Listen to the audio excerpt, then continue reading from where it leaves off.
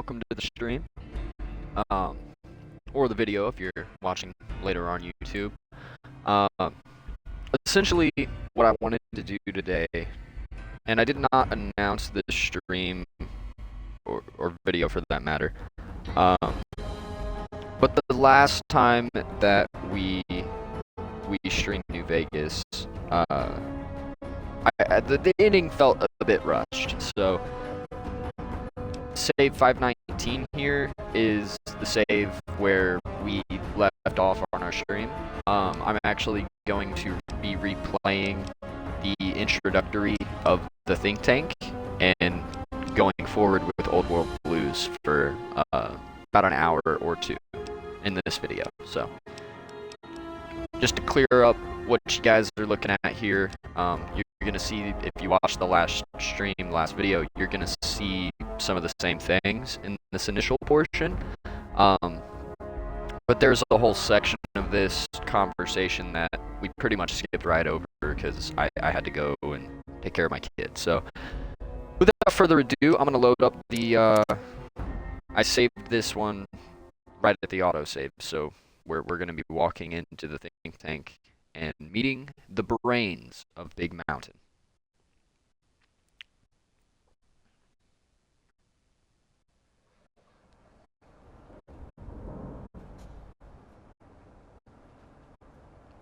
And here we are.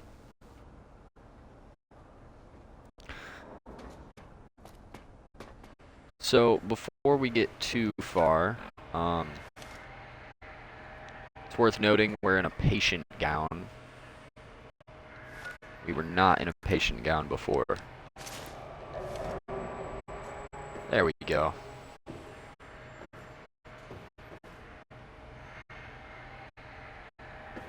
Alright, let's talk to Dr. Klein, Boris, Dr. O. I forget all their names. There's two more I don't remember.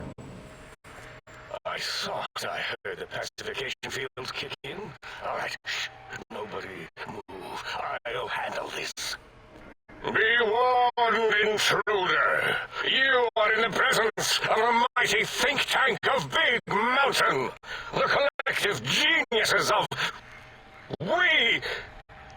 By Oppenheimer, which one of you self-professed geniuses has been adjusting my volume knob? Who was it? Was it you, 8? Oh, Dr. O, was it? Likely story. O couldn't spark 2 neurons. It is a little confusing gel. What? Me? with them Breaking switching news, Klein. between It wasn't characters. me, all right? I'm the robotical engineer. 8 is sound waves. That's his specialty. You always do this. You always demean me in front of guests. And it's not O, all right? It's... Enough! Either of you do it again, it'll be the last time. Now... Great. Oh, I forgot what I was saying. What was I talking about? I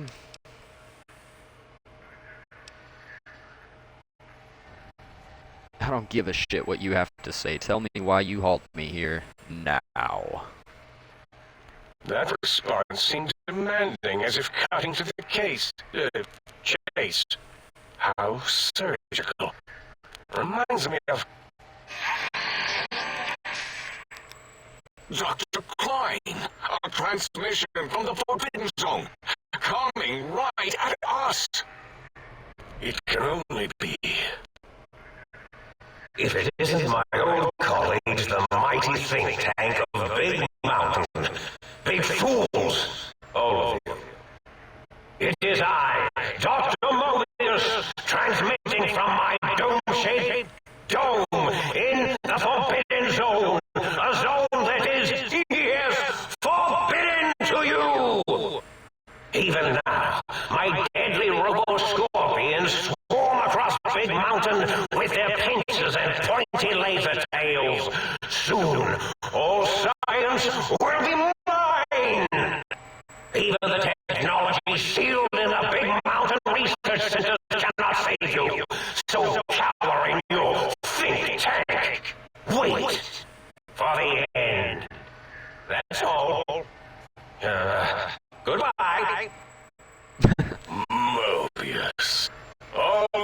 same broadcast. He's clearly mad, driven insane by his flawed, imprecise, kindergarten-level research methodology. What are we going to do? There's no way we can breach the Forbidden Zone.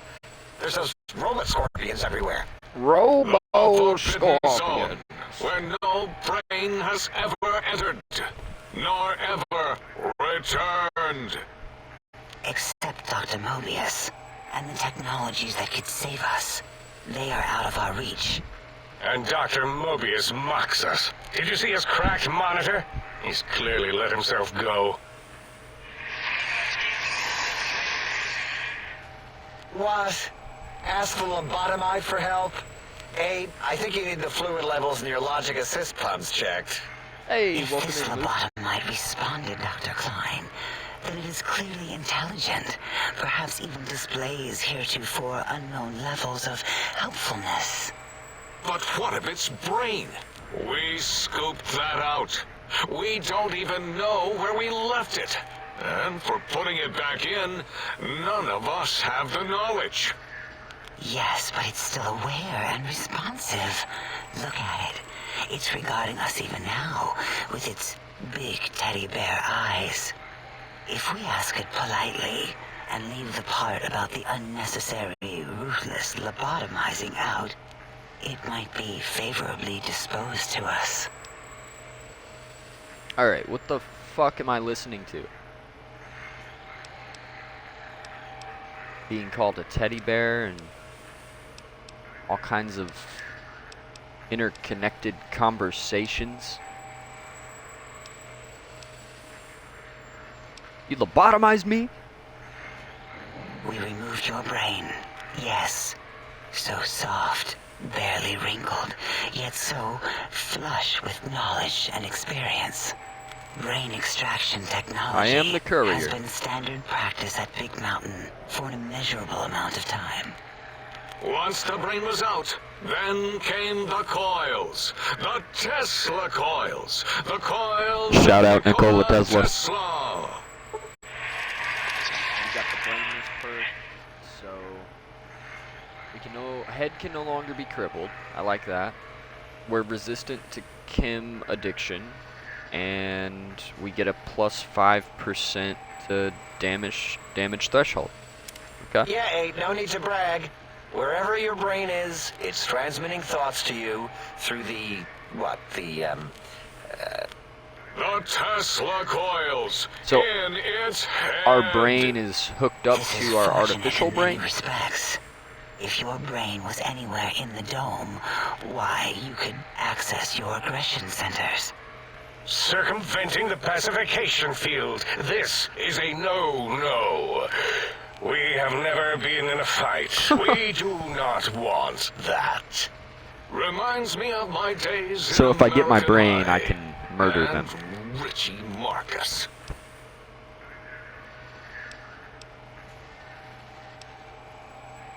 I feel like some kid was playing with my insides. I don't like that line. How much surgery did you do on me? I feel like a badly put together jigsaw puzzle. That is my responsibility. Although in truth, the Autodoc had done most of the work already. Quite industrious, almost cut into all my investigations. Once it had removed the brain and I misplaced it, other organs began to cry for direction, using your nerves as telegraph wires. Rather than let them send their signals, I removed them as well. Shh, little organs. Go to sleep in your tanks. Dala loves you. First was the heart.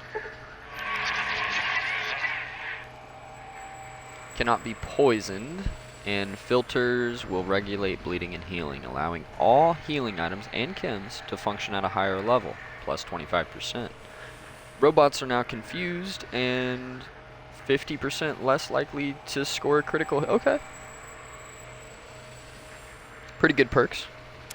Wait, I mean, second was the heart. Brain was first. Third was the spine. Yeah. How's it going, Jason? Yeah, I figured I'd do a earlier stream before heading into work. Torso can no longer be crippled, and damage threshold has been increased to +1. Spine. Totally overrated, that arrangement of vertebrae. Look at me, with my lumbar and thoracic curvature. Never had a use for any of that. Spineless is what I prefer. Abigail Brooklyn. What kind of dope custom stuff for streamers? You're not a bot? Prove it. They misplaced my brain. To be correct, you should say the auto-dock took out your brain. It No, I did was all thinking the about heavy doing lifting. a nighttime never stream worked so hard before. tonight, but It was unusual. I don't know. It worked so hard. I just on felt your bad about where we surgery, left off on it the last destroyed one his own memory. and wanted to do it right. How odd. I bet your brain remembers what happened. That auto-dock junk heap was one of Mobius' Yeah, Abigail, if you creations, want to like shoot the rest me a of the message talking over scrap Instagram, metal in the attic. I'm After down. that, the I got brain the lost same itself. username that I have Not on in the here, metaphysical SatneyJester1271. Might have gotten flushed into one of the pipes. Actually, that's pretty likely. If so, it was flushed all the way to Mobius. So Mobius has my brain. That is the sound of flushing. By the Fisher of Rolando, enough of this biological surgery talk. This is so Well, much bottom dialogue. Listen to my voice. It denominates me to ask, but we need your help. In most probable of probabilities, our enemy, Mobius, has your brain. This is not good. He will most likely come after our brains next. We want you to stop him, somehow, with science. We want you to stop him. Somehow. With science. Yeah, tell me more about the technologies we need to acquire. Yes, it is our only chance. A desperate plan that came to us after Mobius's first broadcast. Maybe, just maybe, if we reclaim these buried technologies, we can put an end to Mobius and the horrors spawning from the Forbidden Zone. Okay, so, what exactly is the plan? All this in general information isn't doing it for me. The plan is very complicated. We are still calculating how it would work if it succeeded. That is our part of the plan.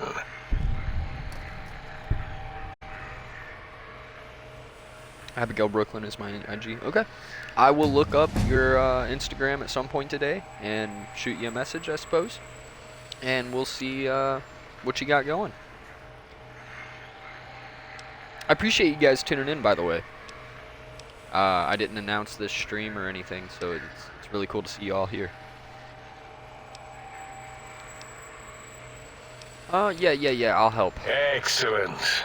This is turning out much better than the activate the retreat protocols and cower in my room idea I had earlier. Agreed. Oh, and I've used my robotical knowledge to, transmit the radio map waves to...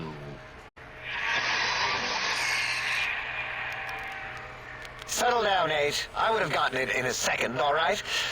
8's transmitted the last known coordinates of the research centers. They, well, move sometimes. Or get buried. Or blow up. Ah, okay. 8 is correct. All we need are the schematics. This does not mean we do not want the cold hard technology, however. So do not give in to your biological tired laziness and decide you would sweat too much carrying them. You have a new spine. Use it. And even if you die in the act of reclamation, simply reaching them will auto-transmitify the schematics to us. That is still good. For us. Okay. So we have to gather the technologies and defeat Mobius is what they want. I think. Nonsense. This place is no more dangerous than a nuclear detonation site. Our technology is no more lethal than an overcharged Tesla cannon. The technologies are the X2 transmitter antenna array, used to focus coherent thought at excessively high frequencies. The psychoanalytic, cardiac dampening, sneaky stealth suit. A suit like nothing this world has ever heard, seen, or could ever see. Sonic emitter. And 8's sonic soundwave emitter projectile gun, able to broadcast sound at lethal frequencies. All It this also gives a dialogue, great biogel massage. it's making it really hard to There. talk right We have now. informed you of all we need. We estimate if you are focused, your time investment will be minimal by our standards. If you work quickly, you will be the recipient of a gesture of gratitude from us. We do not bestow these A old gesture of world gratitude. gestures lightly. Alright, so... yeah, let's get this over with as quickly as possible. Our intentions exactly. The important thing is you rush quickly through this task so as not to waste our time. Do not get curious, or you will end up like the cat of Schrödinger. We feared you would be tempted to explore Big Mountain Crater and examine the many amazing non-mandatory research labs that lie off your designated path. The many such No, optional not explorations are me. discouraged. Work hurriedly as if you have No blinders way. on, and leave curiosities and items of interest alone. So many sciences and developments. Pass them by. Jason, I actually Let do have you impatience as a and the mod. desire to simply finish, to end it all quickly and carelessly Let me guide know if you have any issues dealing with it, and I'll Right, see you if are, there's Ace. something I can do. Our test results But will yeah, make I it do known have how you set quickly to a you ran mod our maze. for my An channel. Nobel challenge. After all, there will be plenty of time afterward to partake of the experiments once our bidding is done. There we go. Thank you, Jason. Yeah, no, I was trying to be nice, but also I really don't condone trying to market things in my chat. That's not why we're here, you know. And this is a different kind of community. We trying to hang out and play some games. All right. I'll get walking after those technologies. Ah, that is correct. You must Yeah, walk absolutely. upon your many penised feet. Much My what? slower than our advanced hovering robotical frames. The little teddy bear could always run right into the pylon perimeter on its thick, turgid feet, returning it to us quickly and directly. This is some of the best dialogue in New Vegas. It's just so quirky. These scientists have literally been here for the entirety. Because New Vegas takes place, what, like 200 something years after the bombs fall? So these people have been here since the beginning, and they're just brains in a jar, basically. You'd imagine they get a bit corrupted, and that's why they're scientists. They're really smart. But the way that they word things sometimes, it's like, are you smart? There's a perimeter? Oh yeah, we can't leave. We can't leave the DLC. That's what they're talking about. The radar fence that surrounds the Big Mountain Crater will protect you from straying beyond the Yes, facility. protection. The mighty radar fence protects us all. Get too close to the blinking posts, and the proximity warning shall be your warning. You are too close. If you get near it, your vision will blur as the electrodes in your head shut off one by one. Click, click, click. Possible memory loss will occur, along with long-term nerve degradation. It is tied to not having a brain attached to your nervous system. I hate But not nerve having a brain. degradation is nothing to worry about. Such degradation would take many lifespans to become evident, and all biology dies. Such tiny inconveniences are less than the greater convenience and conveyance. You see, if rendered unconscious by the pylons, you will be returned to the same. I too use my brain power to be more photosynthesis.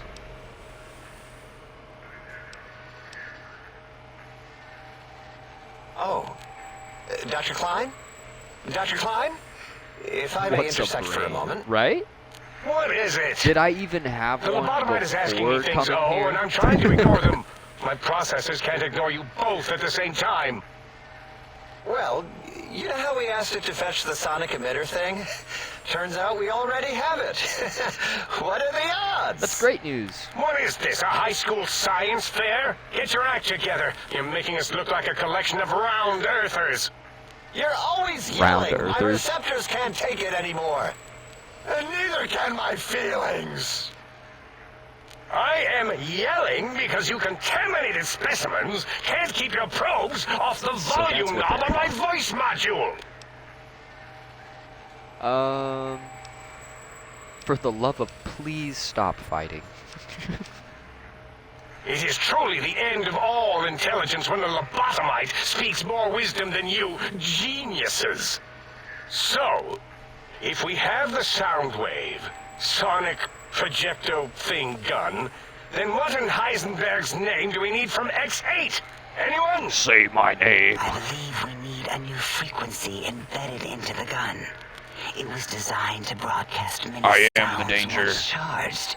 We just don't know the frequency. That is exactly how this And feels it is too. It's like your lost in parents are X8, just fighting and just you as can't X8 really is interject forever lost to until us. they shut up The for sadness 2 of my seconds high and then they're school just yelling days. at each other The again. sadness of my youth lost.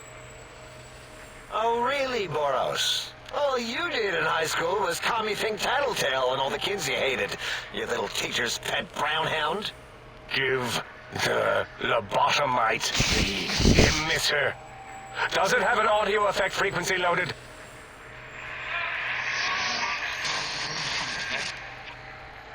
Oh, I don't think so. Wait. What is he doing? The one that talks in static might be my I think favorite. he's sonjaculating into the gun. He's what? Getting it warmed up.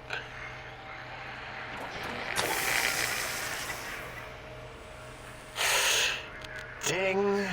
Turkey's done. You give it to the lobotomite. I'm not touching that thing. What did he just do Oh, to my I don't gun? think so. I'll do it if you two are going to be ashamed of your own Ejaculated? technological needs. That doesn't sound very Give a little scientific. sonic sterilization first.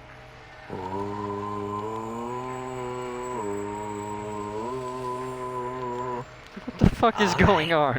All antibacterial fresh. Here, my little teddy bear. I've thoroughly removed all Robco Termlink code spew from the device.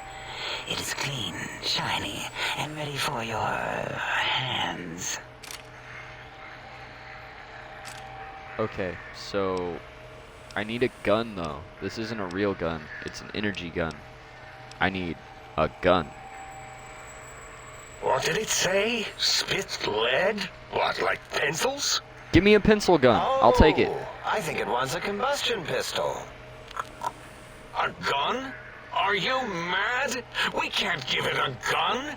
Guns kill. Leave big open holes in you that are like sores, but worse. Energy weapons turn you into plasma goo on the ground. Dr. 8 is correct. We already have given the teddy bear a Yeah. lethal sonic death Yeah, ray. my thoughts filled exactly. with his sonic ejaculate and sterilized by my soft oohing.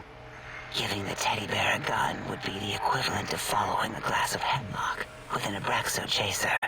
Delicious and redundantly deadly. If you're going to bring the Socratic method into it, fine. Give the Lobato bear a combustion gun. I'm the Lobato Boros, don't you bear. have something like that?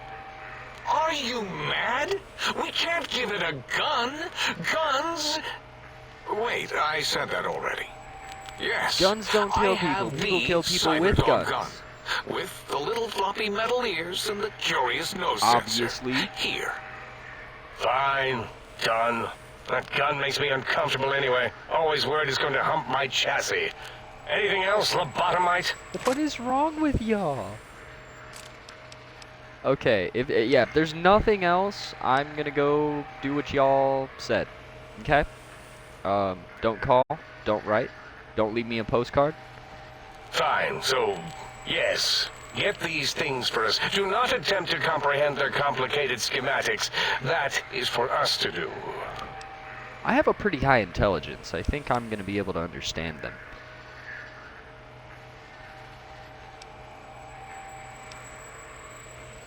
Alright, yeah, I'll head out and be back. Well, good. What are the token words spoken in this case? Thank you? Yes. Thank you. Thank Wait. you. Is it leaving? But, Dr. Klein, the lobotomite will need rest. Yes, recuperation, yes. things like that. Y'all got a I motel? volunteer my chambers, so it might be stared at. My monitor radar slowly scanning its form to collect sensitive data. No! That would put it too close to us. It could press buttons, turn lights on and off, and worse, I would definitely let turn other lights on and off. lobotomites in. The hash Looking good in slinging, Mobius's old room. the That's where slash his brain got slinging, scooped out the anyway. hash slinging And plus, some of its parts are slasher. already there. Might be more comforting for it to hang out with its spine and heart. Home is where Nosferatu. the heart is, after all. See what I did there? Wet literal. I suppose. We'll have to move that couch out of there. Been putting that off too long. So they're giving me Mobius's old quarters. 8 says, let the lobotomite take the Sync Central Intelligence personality chip and reinstall it. That stuffy Mobius program Butler can walk the lobotomite, feed it, barter with it for us. It would also prevent it from going to Higgs Village and taking I'm going up to Higgs residence Village. there with my teddy bears. And it would be nice to have it so close. Your logic combined with my desire to keep the think tank lobotomite free has swayed me. All my Here, friends have I present the Oxfords. Sync Central Intelligence. Lobotomite, take this chip to the sink, plug it in, and make sure the chip is clean, or it could skip. Then make whatever Kinda like my crude videos. biologic demands you need of the sink. It will cater to most of your hormonal whims. Okay, so I'm gonna need. Yeah, let's do the barter check. I cannot dispute your logic. Do we have objects to activate the chip's exchange routines? What, like stuff? Things? Yes, things. I need things. I don't know. Might be some old Nuka-Cola or Sunset Sarsaparilla bottle caps lying around. It's not currency per se. Still might be enough to trick the thing's trade routines. Mobius put that test line for caps in the code as a debug command, I think. I don't believe that was Mobius's reason.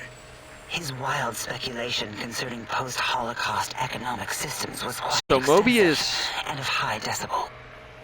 Enough! Surrender knew these we would use so-called bottle caps? bottle caps, Post-war? Nuka and Sunset alike. In their role as things, they will serve as adequate test subjects. All right, here, cap away. Hope that stupid chip chokes on them. Ah, yes. Give me more money. Again, your logic is unassailable in its simplistic need. Oh? Fine. It's not going to help. That chip will probably refuse them anyway, as stuck up as it is. Cool. Got more money. Are there any other chips? Are there other chips? Are you echoing what he said, or are you asking for real? He's asking, yes. Dr. Klein, there are many other personalities. If you recall, you hurled them off the Sync balcony after your argument with Mobius. It is not an argument if one is clearly right and the other is clearly wrong. I remember now. Yes, lobotomite. There are other chips. If you want, find them. I believe they're stored on holotapes in many of our facilities. But you should stay out of those. No exploring and discovering things. The Sync No Central exploring and discovering Intelligence should be things. enough for your MARPG. needs. Yeah, it's funny. I love the dialogue of, hey, go do exactly what we say. Don't go off the beaten path at all. Don't do it. Better not do it.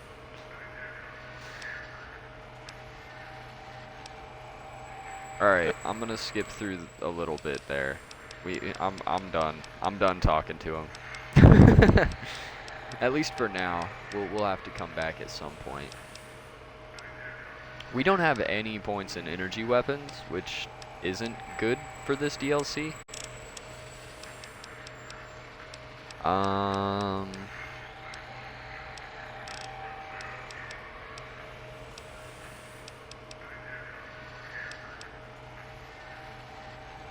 gonna improve our medicine a little. And then our survival. Now we get to pick a perk. I think we went with lessons learned. Basically, we're just gonna get more XP at the percentage of whatever level we are. So we're getting plus 26% XP.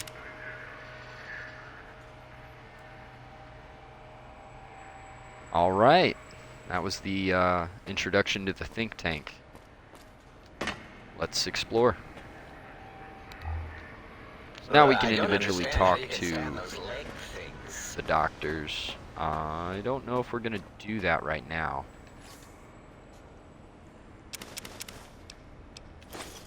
Just gonna kind of rob them of things that they can't use anyway. Alright, whose room is this?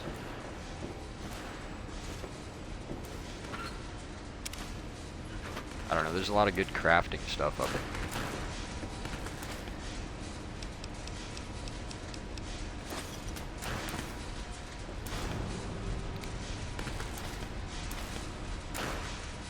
These pictures, it's really hard to see probably. It looks like it's Zion Valley. Or Zion Canyon from Honest Hearts. I can't really tell though. Next room. Oh, this is Dala's room. She's obsessed with humans. We'll take one of her teddy bears.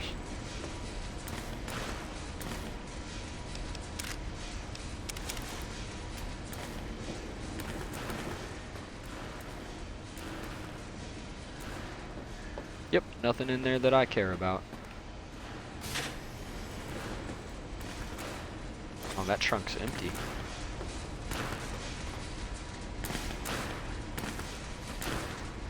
Pre-war book. There ain't nothing in here.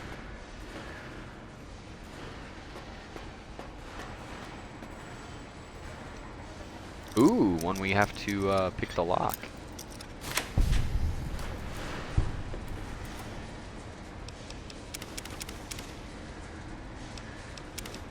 What have we got here?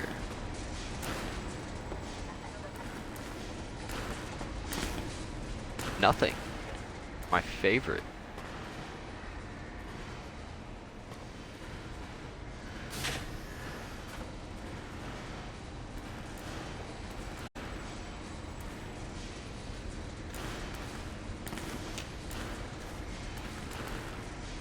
Taking the dino toy too. 44 Magnum rounds.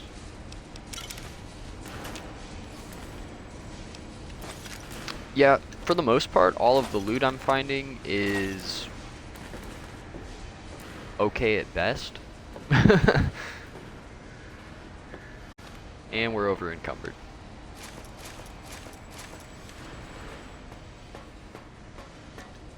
Oh, okay, another locked door. I'm okay with free XP.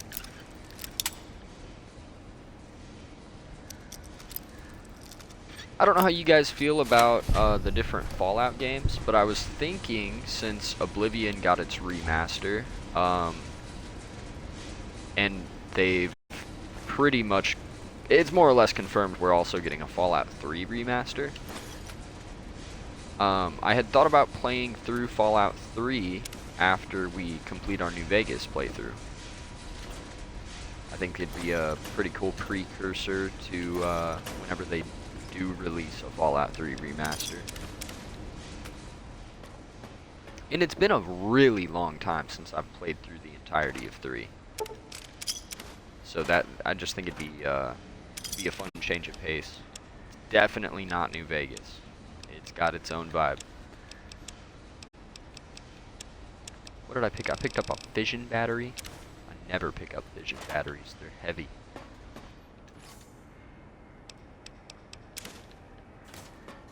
Okay, so there's just a bunch of like random crafting and loot items.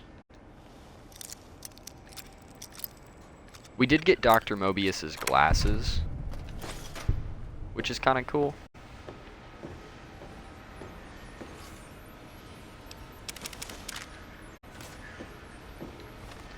Yeah, we're over encumbered again.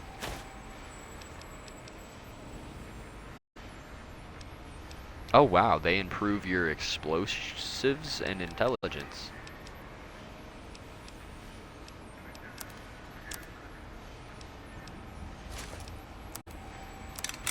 Yeah, I will rock those. Oh, we're still over encumbered. Let's check out this Cyberdog gun they gave us. Oh, we can't. That's right. The pacification field won't let us draw our weapon. Well, the good news is, though we're over encumbered, we only have to go right down here. So I might as well pick up more things on the way.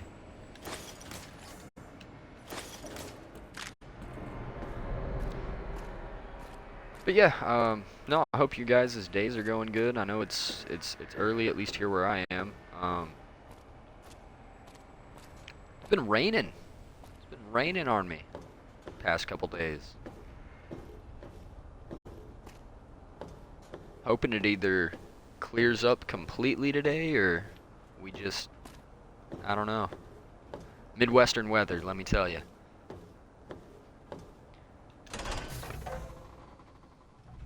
All right, we made it. We made it back to our living quarters.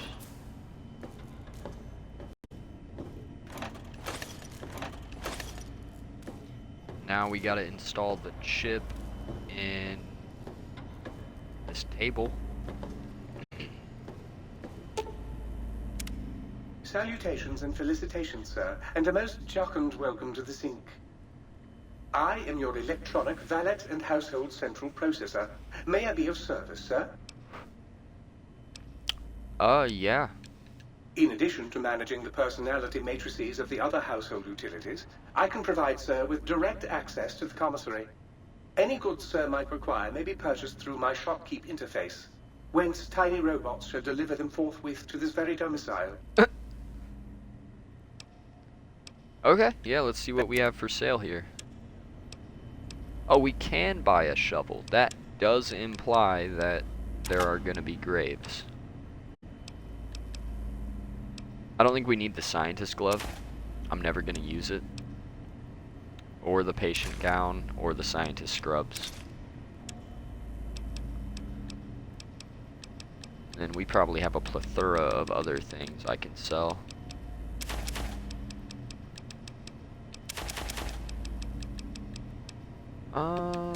I don't use Rad-X that much.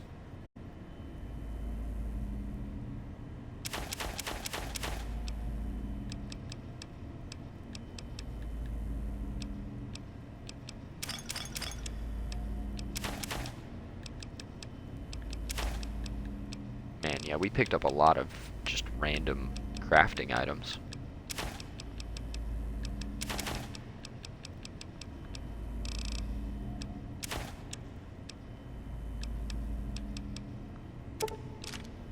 There we go, we got 1,000 caps out of him.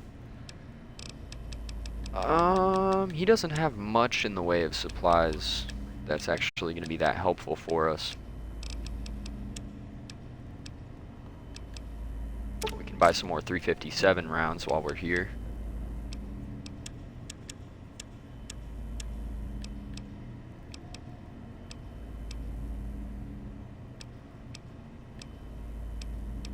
Okay, so the Cyberdog gun is basically a fully automatic 50-round police pistol. They do about the same damage, but the DPS difference is insane. I think that'll do. I don't think we need to spend too much time here at the shop. I'm just gonna put everything else in a container in the room over here.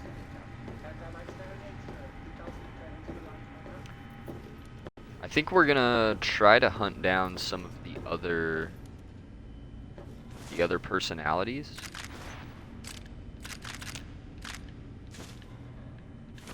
Probably be the way to go.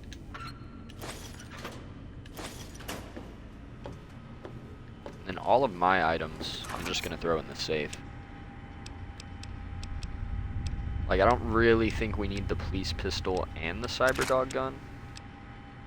They use the same ammunition types, so we'll ditch them here. Anything that has weight, I'm ditching out of my miscellaneous. We have no reason to be carrying all that around.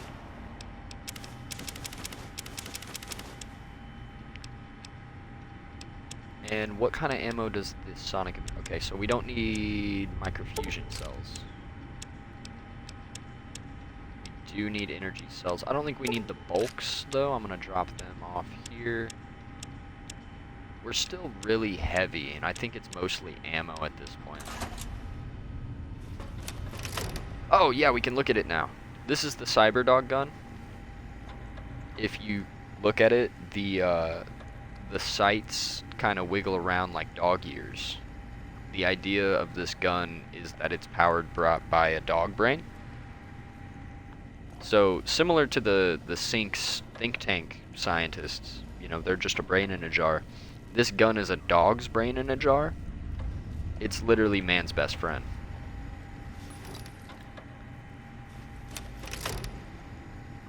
Oh, it's got a scope too.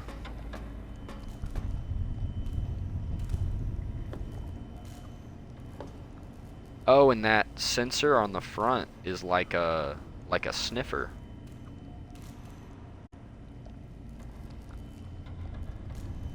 That's kind of cool. Okay. So we're gonna go ahead and exit out to Big Mountain now.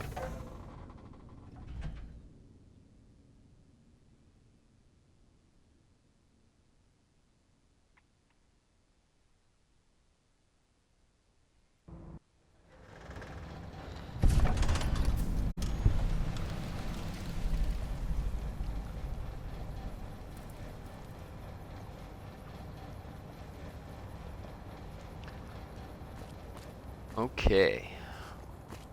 Intruder, you will not escape the eyes of my Robo-Scorpions or their pincers.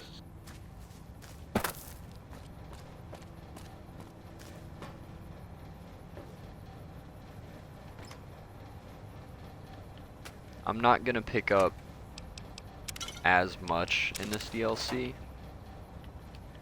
I don't really do a lot of crafting. Can I get up here? No. Maybe. Nah, I'm not sure. Oh, we got our first victim.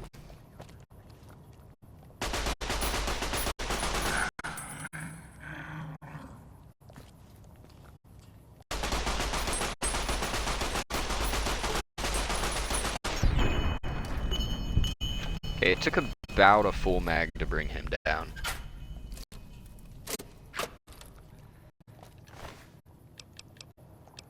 I will take that proton axe and the cherry bomb. Cherry bombs don't have weight. Okay, where does it want me to go right now? What quest is active?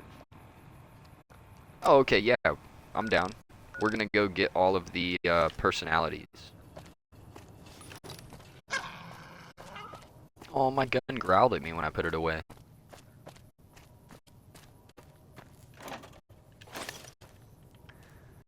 So, I'll talk a little bit about this DLC.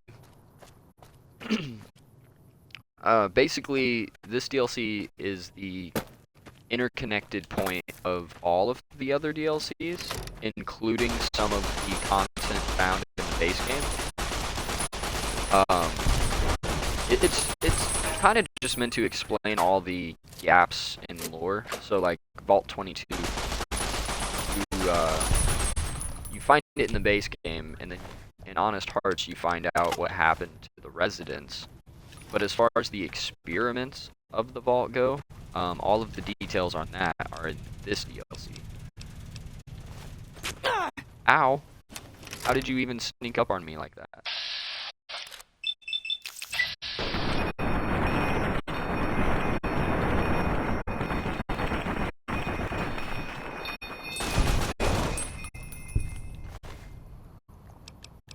So these are other people that came here and got lobotomized.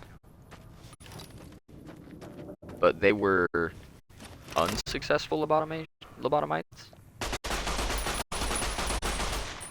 They weren't able to keep their brains intact or something. I don't quite remember.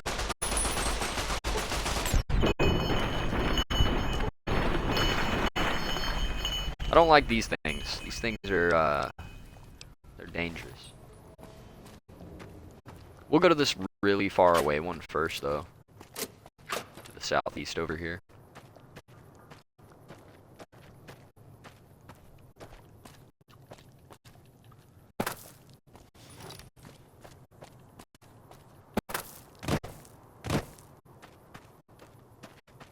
Oh, and those of you that are a fan of Ulysses, there's going to be some stuff in this DLC regarding him.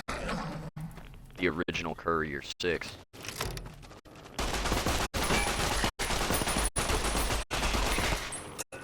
Ow! No! No, that's not okay. They can knock me over?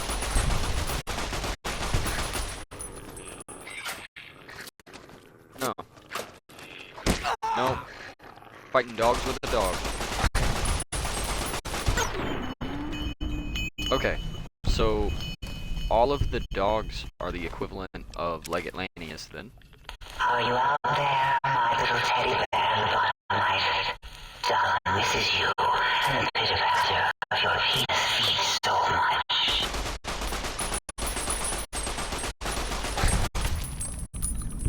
This gun is pretty good.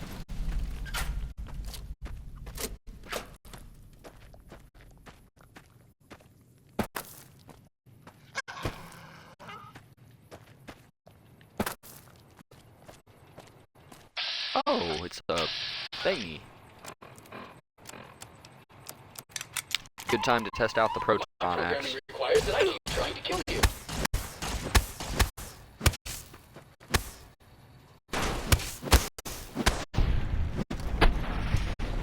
This axe has an EMP effect, so robots get taken out a lot quicker.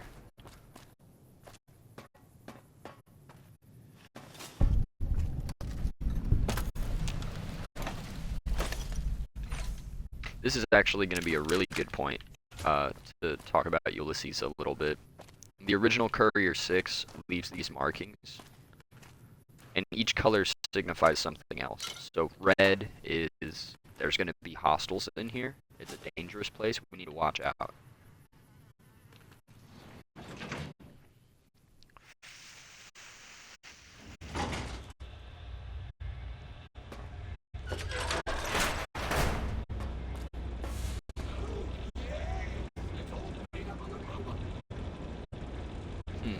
They're just gonna look at me, huh?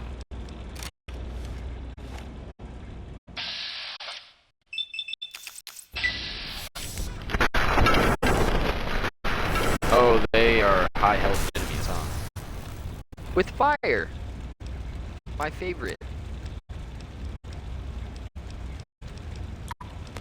Let's take all the appropriate drugs and things to not die here.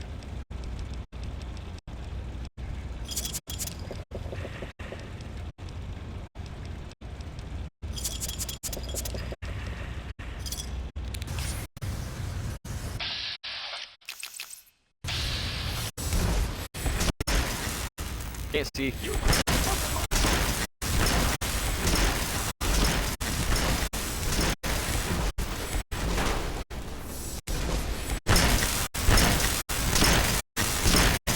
Okay, I don't know. Maybe I'm a dummy dumb.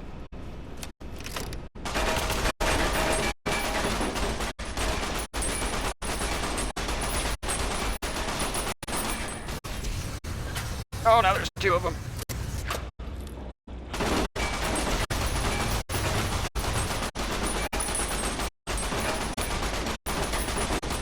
That one in the back's almost done.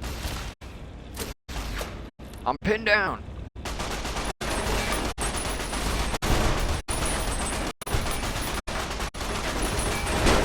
Oh, there's one up there.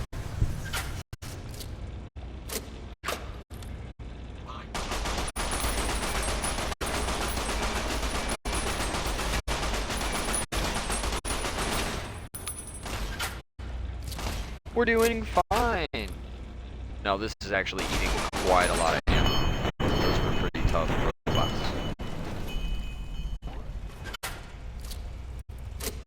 But yeah, Big Mountain is the home of several technologies you find in other locations, like the auto docks, for instance. These things. The auto docks found in Dead Money, the Sierra Madre, were all created here and shipped off to the Sierra Madre. Night Stalkers were created here.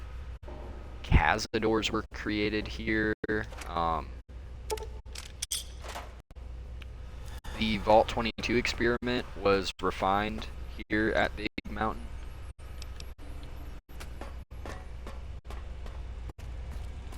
Definitely a lot going on with the Old World Blues DLC.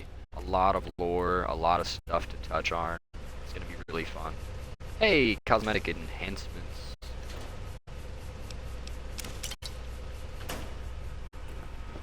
These holotapes are everywhere. We need to try to find as many as possible. They'll open up new features in the player home of the Sync for us. Some of them are really, really cool. You're able to kind of grow your own garden. You're able to kind of have your own doctor through the auto dock. You have your own store with the Sync intelligence, central intelligence. And then there's Muggy. Muggy's my favorite. He's perfect.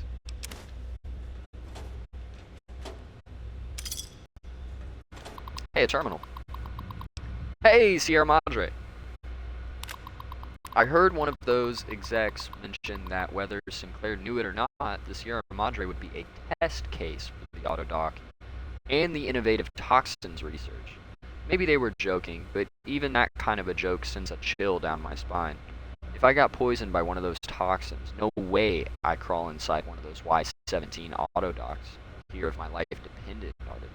The medical tech for those trauma suits alone makes me wish they'd erase their research. The suits do more thinking than the people inside of them. Okay, so there's the Y-17 trauma harness. Yep, the Night Stalkers as well were created here at Big Mountain. That's a good catch there. Not sure how to say your name. Nistrix. But yeah, that's a good catch. I did forget to mention the Night Stalkers as well. There's a guy that knows his Fallout lore.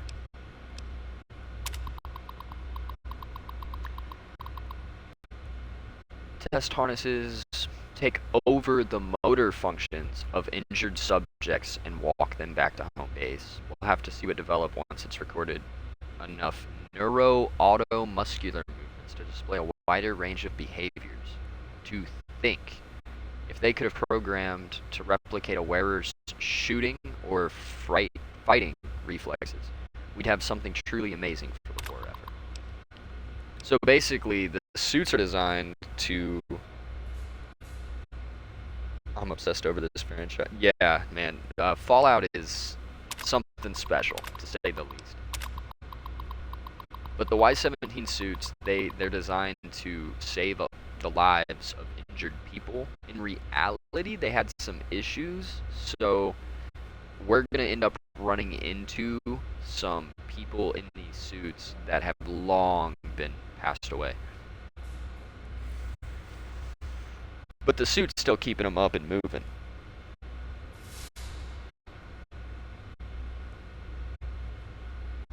Okay, so yeah, the suit just can't tell when they die. So, I don't know. I wouldn't have put money into that project, but someone did. I bet his name was Sinclair. Go, my mighty robo scorpions, crawl in search of intelligence. Then sting said intelligence. Yes, sting it. You know what? I think we're near Higgs Village.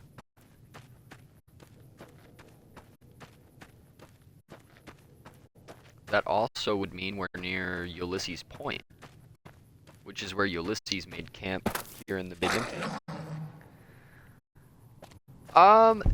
So the suits themselves are not wearable, and I know you know that, but it is very akin to the spacesuit found at the Repcon facility, where you help the ghouls go back. So if you wanted to role play like you have a Y-17 trauma harness, you could just rock the spacesuit and the appropriate outerwear. I think that's about as close as it gets.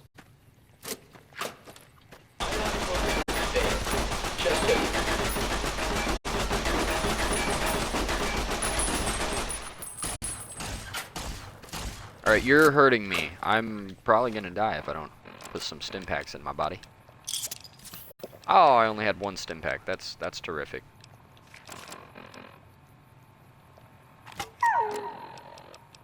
Oh, my dog gun didn't like when I put him away.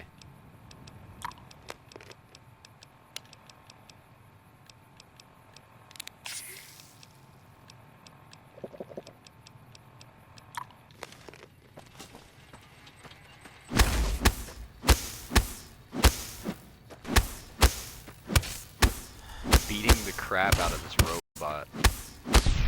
His name was Super Ego, so he had a little more health than he should have. Go-to is Hellfire Armor, Ulysses Mask, and Tunnel Snake Cut. Yeah, man, that sounds like it would work out. Sterilizer Glove. Huh.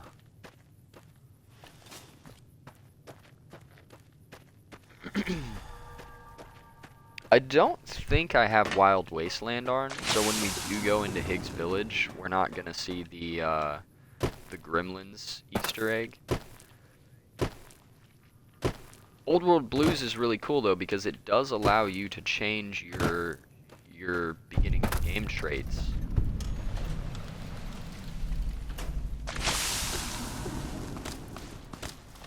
What are you even shooting me with? Y'all have guns?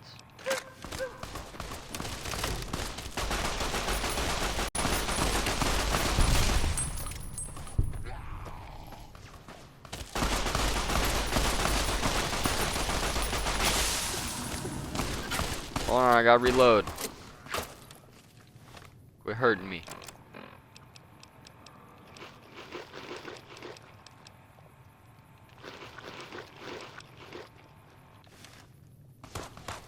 Yeah, I need way more health.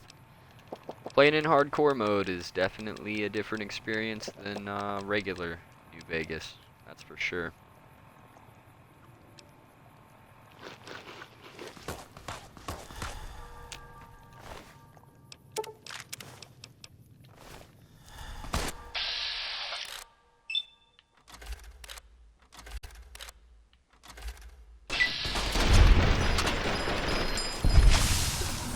Oh, my withdrawals. Are you out there, my little teddy bear of Autolite?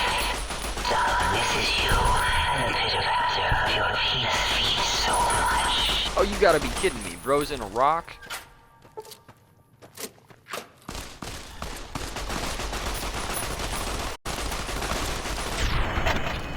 He can stay in that rock. Oh, I'm a huge Fallout fan. I've beaten New Vegas more times than I can count. I went through and beat Fallout 4 at least once or twice with each faction, just looking for different ways that you could do different things. My Fallout journey started with Fallout 3, though. It was the first one I played, and I was very young whenever that came out. So what I would do is I would go to Megaton, and I would stay in Megaton. The rest of the world scared me so much. Because when I watched my older brothers play, you know, they were fighting Deathclaws and super mutants and just getting ambushed, or, you know, that really cool moment with the behemoth right before you meet Three Dog. So as a kid, no, Fallout was terrifying. These radioactive monsters were actually like horrifying to me. But you know, as I got a little older and I went back to Fallout 3, and this would have been after playing Oblivion, the original Oblivion, extensively. So Oblivion kind of opened me up to like how to play Fallout 3 and how to play Fallout in general. I do think Oblivion is a little bit better of a game than Fallout 3, but Fallout has so many gems, and a lot of times all it takes for a Fallout game to be great is just one perfect moment. But yeah, my journey started with Fallout 3, and as a kid, you know, I was just terrified of the world and the atmosphere. Oh my gosh, yes, the metro stations. The metro stations in 3 made my head hurt, and you know, I mean, I would just quit. You know, I would get caught in a loop of death, and I would just be done. I would just be done for a while because of the metro stations. Trying to navigate through DC to the way that they did it, where you have to like go into the metro in order to go to certain places. I think they could have at least been a little more clear in the navigation of DC, but I think it's a good game. I think that a lot was done really well in Fallout 3 for it being the first Fallout game Bethesda really touched or worked on.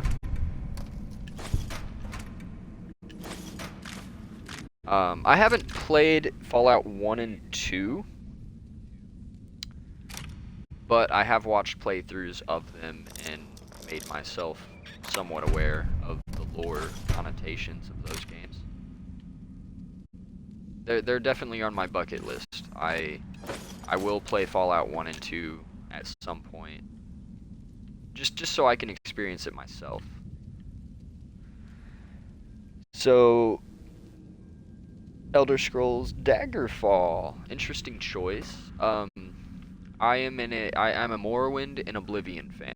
Morrowind was my very first RPG, and I was very young when I played Morrowind, so I was, as you'd imagine, just very confused.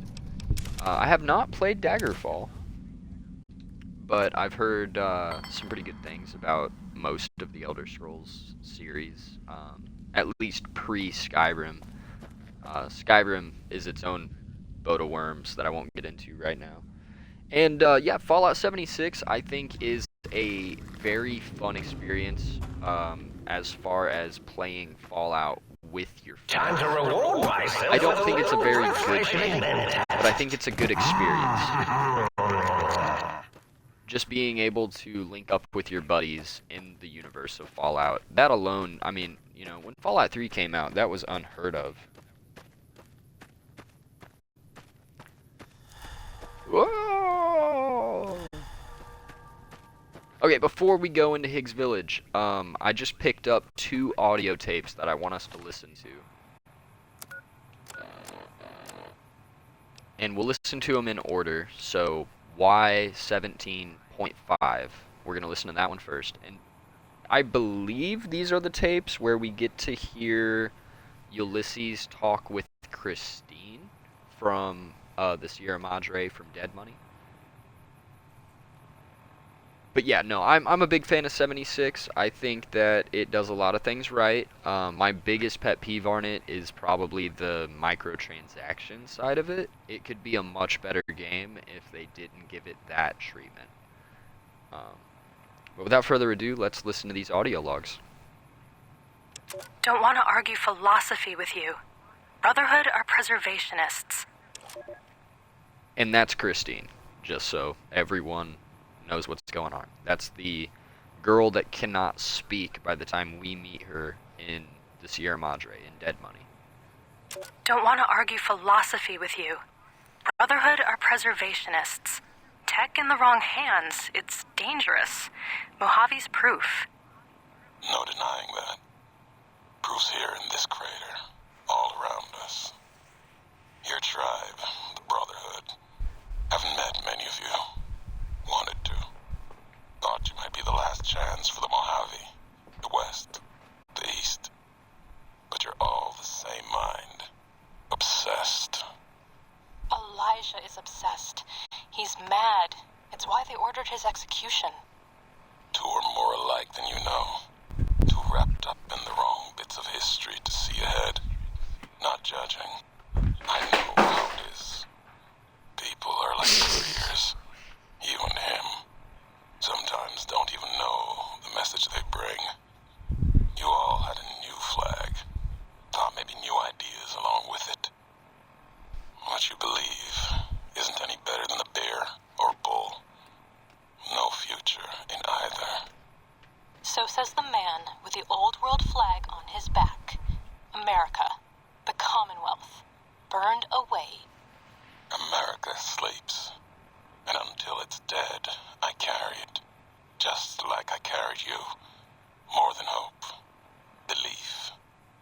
There's voices here in the big empty. I want to talk to them. Not like your Elijah did. Got questions. Want to hear history give its answer. Okay, so there's a couple things to unpack there. One of which is before we came here and talked to the think tank, Elijah already did. And Ulysses did after that. So Elijah came in and just out-scienced the whole place. He found a way of traversing this environment and dealing with everything without actually being lobotomized himself. On the other hand, Ulysses took a more peaceful approach and asked more subtle or simple questions. He just wanted to know the why and the what of this place and why, the history of it all. And that's why I like Ulysses' character. He's not worried about what happens. He's worried about why it's happening. He wants to know why factions believe what they believe in contrast to these other factions believing entirely different ideals. I think Ulysses is one of the most interesting characters in the game. And Christine is kind of a mysterious one as well. She's a part of not just the Brotherhood of Steel, but the Circle of Steel, which there's not a lot of lore on the Circle of Steel. My understanding is they're kind of like the Frumentari for the Legion, but they're the Brotherhood, so they're Brotherhood agents that are capable of espionage and saboteuring, and just handle more of the stealthy or assassination type jobs for the Brotherhood. So let's move on to this next log. Didn't think you'd make it back. Almost didn't. Got my answers. You're Elijah. He met the gods in this place. Did a good job of making them question the way of things. Do you know where he went? He's gone to the Sierra Madre. That's a special kind of hell. He won't come back. Someone smarter and tougher is going to kill him. If the Madre doesn't. I have to go after him. Not going to talk you out of it. Know what it means to track someone you share history with. Got a meeting of my own. That courier? Get him to come to me.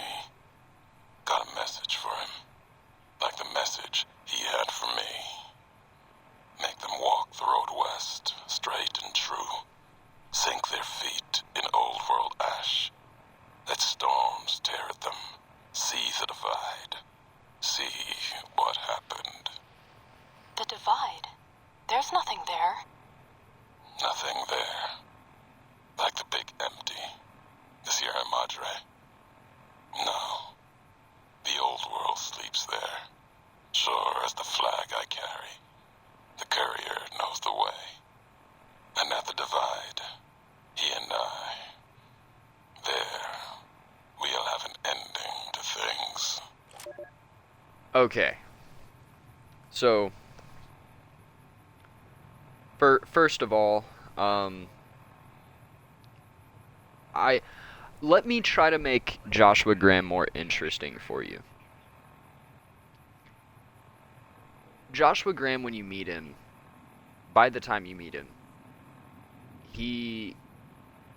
you've only heard the stories of the madman and the warlord, and he's made out to be this legend of war. But when you meet him, he's more or less he's not a full-on pacifist, but he's become much more towards pacifism than he has towards his warlike ways. If you take into account that the events of Van Buren may have occurred prior to New Vegas, when you meet Joshua, he's the Hanged Man. At least in the canceled Fallout 3 Van Buren game, he's the Hanged Man. And the Hanged Man was a companion you could pick up in Fort Abaddon. And he was basically everything Joshua Graham is now, except he wore a black hood and a noose around his neck. You actually find him hanging at the gallows in Fort Abaddon. So throughout the game, Joshua would have been a character that actually shot tribals on sight and all these other things. But you as the protagonist would have been able to change Joshua Graham's mind and turn him into the Joshua you meet in Honest Hearts. So to fill in the gap between him getting thrown into the Grand Canyon and you meeting him in Honest Hearts, I've always kind of considered the headcanon to be that New Vegas was made with the intention that Van Buren already happened to some degree, or at least certain things in Van Buren probably did happen prior to New Vegas and its start, where you get shot in the head by Benny and blah blah blah.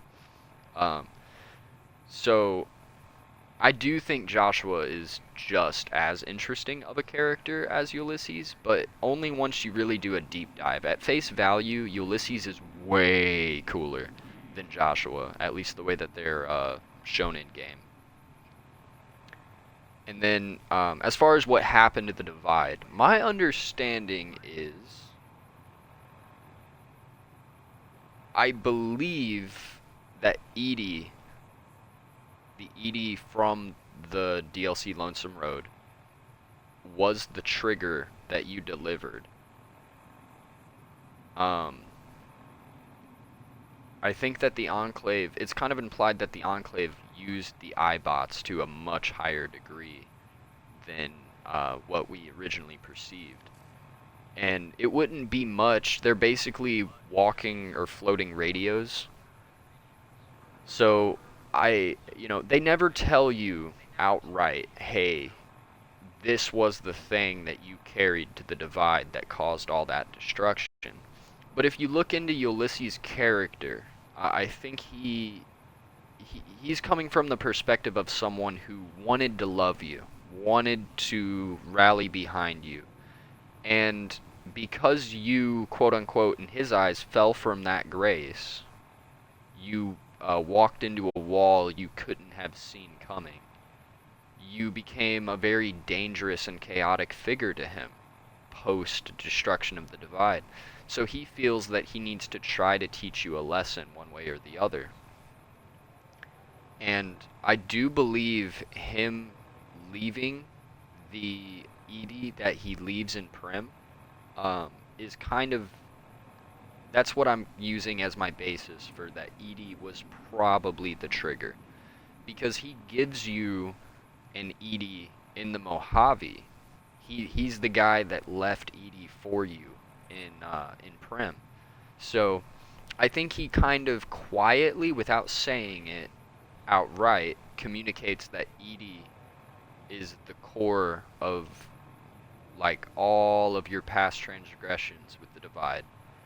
And as you're playing through Lonesome Road, and we'll get to that DLC, but as you're playing through, there is a point where Ulysses takes Edie away from you. Just before he basically goes to enact the same sin that you committed, but to either your people or just the NCR in general.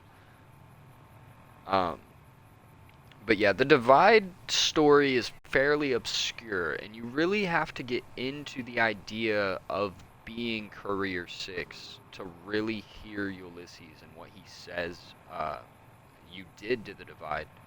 But I hope that they touch on the Divide more in the future, because of how obscure that it all was. Courier 6 is obviously not just a protagonist. He has the plausibility to be a character that you meet in a future game.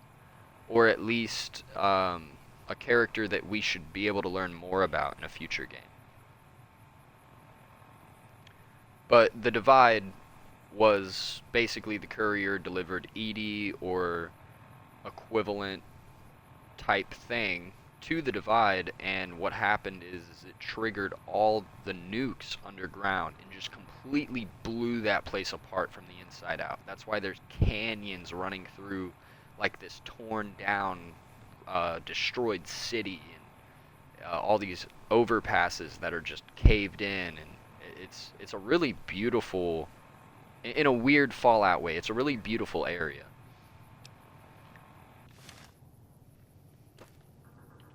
But, yeah, I can talk Fallout lore all day if you, keep me going. Oh, yeah, we were gonna go to Higgs Village, that's right. I do gotta keep an eye on time. I'll have to get off in, at most, about, I'd say 45 minutes. But we could do a lot in that time, so hopefully y'all stick around and see what there is to see. This place we're in now, this is Higgs Village. This is the original place where the scientists lived while they were still alive, while they were still human. I do believe one of the rooftops has some... I messed up my jump. One of the rooftops has a little secret something. We'll just start here and go around the circle of houses. Oh no. Okay, so I will say I always post my stream to YouTube directly following. So if I'm sorry you missed that, man. But I always post my stream to the YouTube immediately following the stream. So if you want to go back and listen to that little tidbit, it'll be up on the YouTube as soon as we're done here. Well, as soon as it's done here and uploads to YouTube. And there should be a link to the YouTube on my Twitch channel. If you go to that, the rest of our playthrough is also up on YouTube. Except for episode 1, because I hadn't figured out how to save my streams just yet properly and stuff, so... I was still new, little baby streamer, YouTuber, trying to figure out how to make things work. I appreciate that. Yeah, I don't feel like my YouTube videos get as much love as the streams sometimes. Like I'll look at my analytics for the stream and it'll show me like, oh, I had 20 people watch this over the course of it being up and existing, and then I go to the YouTube and it maxes out somewhere at like 5 to 7. I do have one of my Fallout playthroughs that hit like 150 views, but yeah, just to give you guys an idea of like my channel size and stuff, you know. We're a smaller channel, but we really do try our darndest to put out, you know, some regular content for you guys and try to build a solid Fallout community here. Well, not really a Fallout community, just a Jester community, if you will. And I'm really proud of what we've accomplished so far, you know. I think we got a lot of really good people in the community, in the chats and in the comments. One of my favorite things on the YouTube is everyone wants to tell me how bad my mic is or how bad the audio is, and I've learned to shrug it off. I can't fix it right now. There's improvements coming in the future, but yeah, I've got like 20 comments on my YouTube that are just, "Where did you get your mic, sir? Your mic isn't very good." And it's not even my mic. My mic's fine. It's an older mic, but, you know, it still checks out. If you guys get that Star Wars reference. That's what I'm looking for. The book shoot.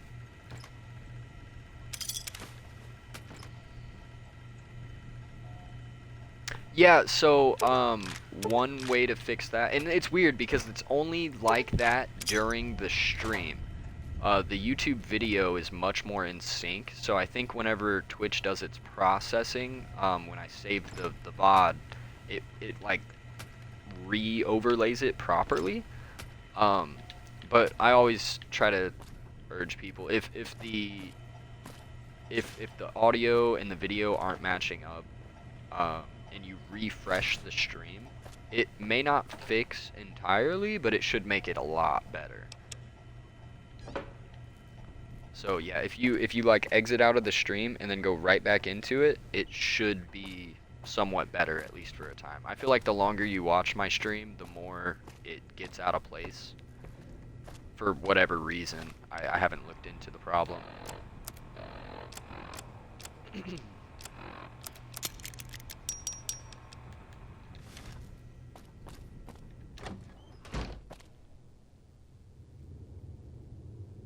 I should just delay my callouts. That is a way to do that, yeah.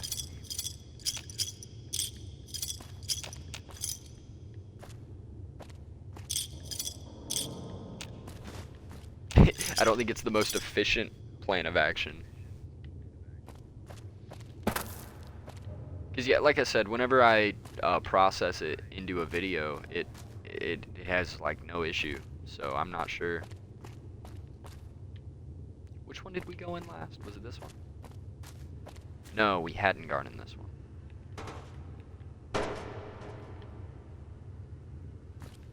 Skeleton in my way. But yeah, no, I'm always curious to hear from you guys about like favorite characters, or maybe a favorite quest, or maybe it's just a creature like the Deathclaw that made you fall in love with the game, or, you know, I'm always interested in hearing other Fallout players' stories when it comes to, like, what made you a Fallout fan?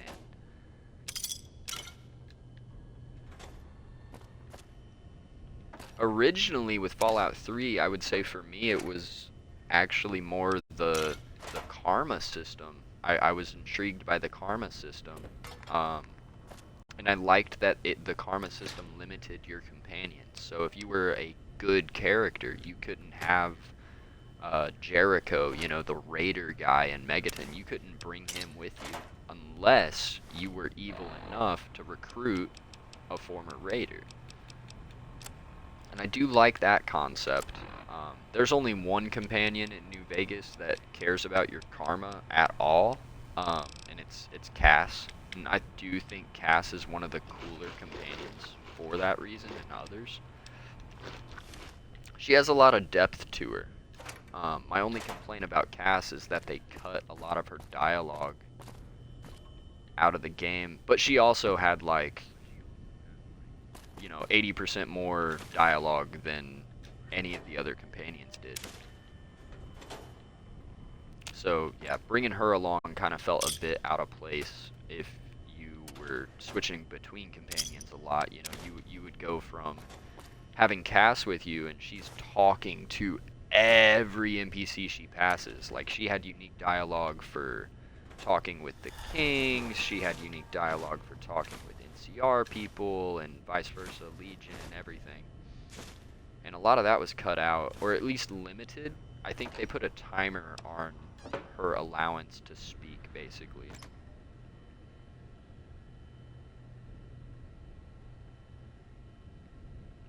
Geometry Dash. I remember Geometry Dash. I used to play that. That was a fun one. Minecraft. Minecraft's got some good content to it. I got into Minecraft for a little while when I was younger. I'm talking back on like Xbox 360. They had all the texture packs for the first time, so you could make Minecraft look like Skyrim, and it would be the Skyrim world, or you'd be, you know, in Fallout. What I liked about the Minecraft Fallout world was you could explore all the games. There were locations from Fallout 1 and 2. There were locations from 3. There was locations from 4. I believe New Vegas as well. But yeah, that's about the high point of my Minecraft career, was right around the time that they put in those texture packs so you could make it look like Skyrim and Fallout.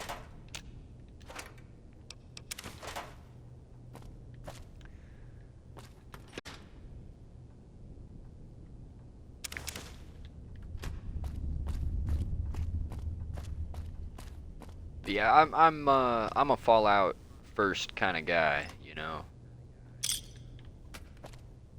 There's other games that I could play, but at the end of the day, I don't have a lot of time these days to do streams as often as I'd like, so just about every Monday we do put out a Fallout video. The reason I'm streaming today is actually because we kind of rushed the ending of our last stream. I had to go take care of my kid, and I kind of just got it over with. So that's why I started out this one with the full dialogue with the think tank, and you know, I took my time a bit more with it. But yeah, I don't like feeling pressured or rushed when it comes to streaming. And you know how real life is. It gets in the way of the hobbies and things.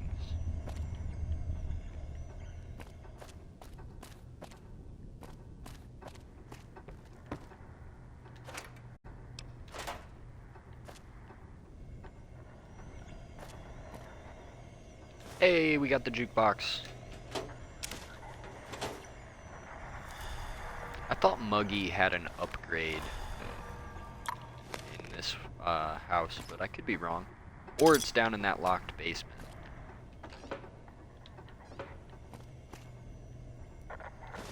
Okay, we got something else. An audio sample.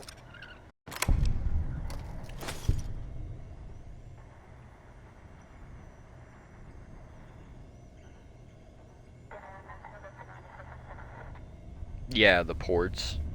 Yeah, I have two daughters. One is about 4.5 months old, and my oldest is 5. And yeah, you guessed pretty close there. I'm not 20. I'm gonna be 25 this year.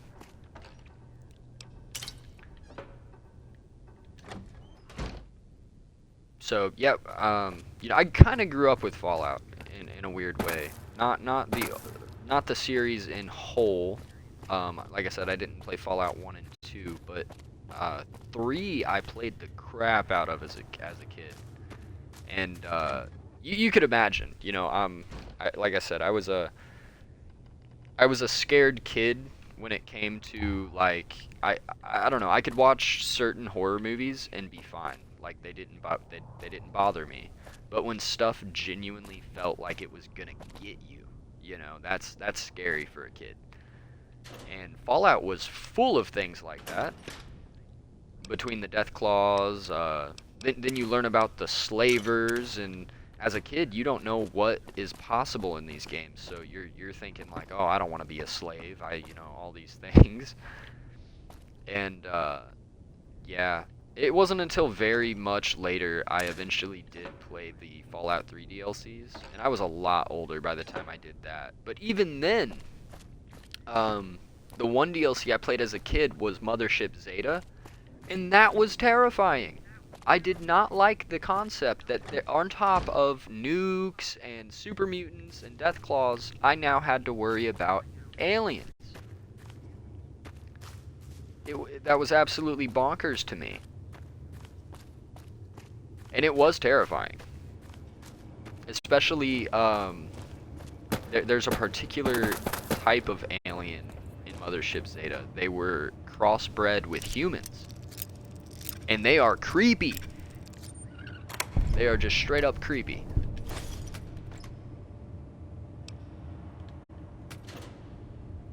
But yeah, for those of you watching, if you haven't subscribed to the YouTube channel, we are just 2 away from 50, and that is our goal. At 50 subscribers, the Crimson Artist and I are put together a giveaway for some of her art collection stuff.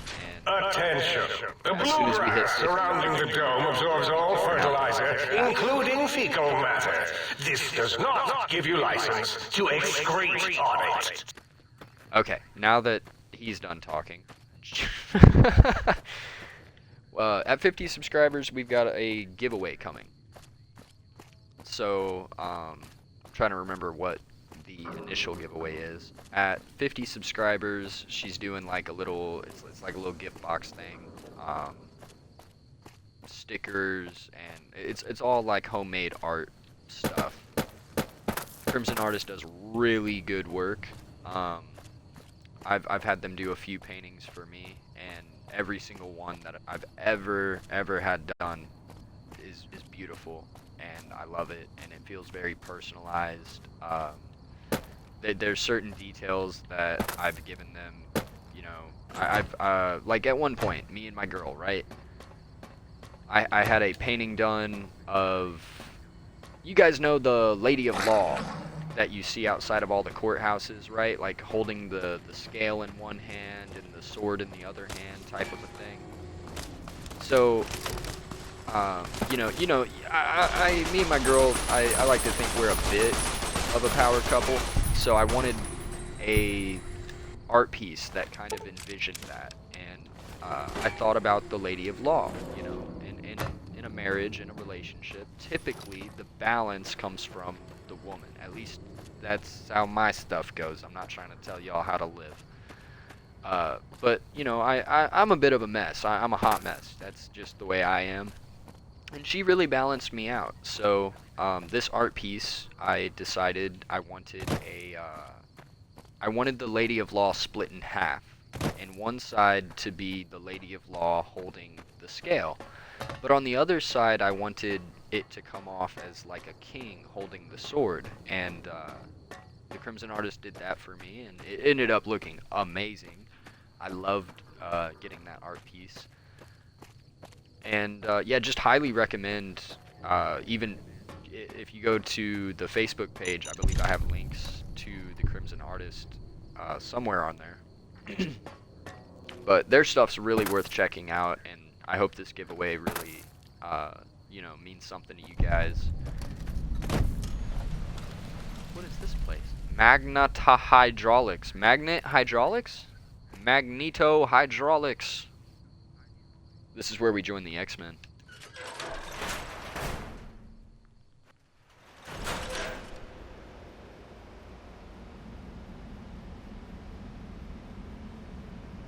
No, I'm really happy you guys are here with me, just exploring the wasteland, and, well, not really the Mojave right now, but it is a wasteland. Oh, I'm curious too, if you guys have ever played any of the Wasteland games. That's one I've thought about doing a playthrough of in the future as well. I'm a huge fan of the Wasteland series. I did not play the first game or the remaster of the first game, but the second and third Wasteland games, they are phenomenal. If you're a Fallout fan and you have not heard of or played Wasteland, check it out. They are right up a Fallout player's alley. One of the original creators of Fallout is the creator, or at least the owner of the rights right now, or whatever, of Wasteland. So It's not Tim Kaine. I want to say Brian Fargo is the guy's name. I think it's Brian Fargo. But yeah, one of the original like creators of Fallout inherited the Wasteland rights or whatever happened, and Wasteland 3 was done so well. There's little tidbits of New Vegas scattered throughout.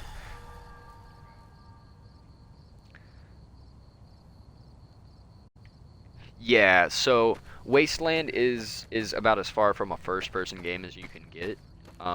If you guys have ever played XCOM, where you build a squad and the squad has to like work together, you kind of play as all of them instead of just one. That's kind of how Wasteland goes. It's instead of making a protagonist and picking a character's stats, you're actually building four. So you may have one character who's your leader. He's going to boost everyone's accuracy whenever he's close to them. And then you've got like a medic and maybe a sniper. You can kind of cross-class them a little bit. Like your computer's guy is probably also your repair guy type of a concept.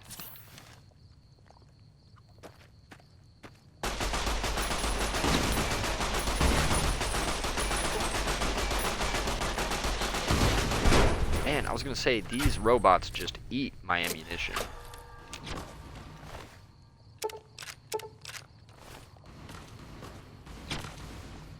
And there's more. Oh, we have a pulse mine. Let's see if we can make that work in our favor.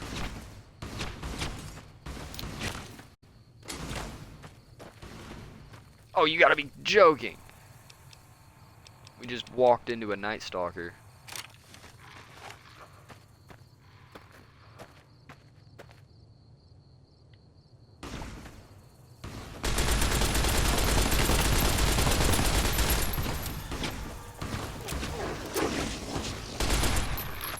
Ah! You to get us.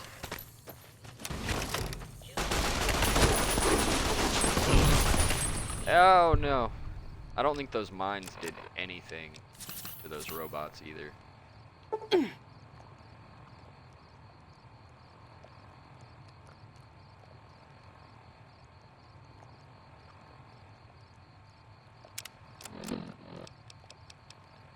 What?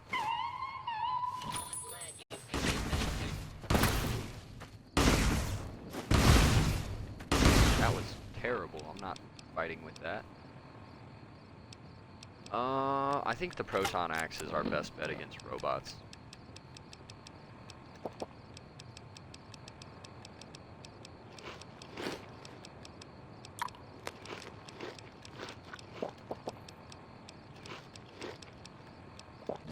I'm just getting warmed up. Hooah!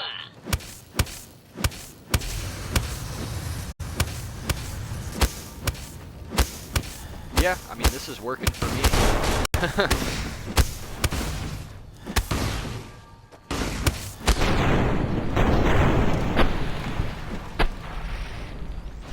Yeah, I think we're gonna get this last bit of, this last personality chip, or whatever it is. Oh, you know what? I don't know if I want to go here.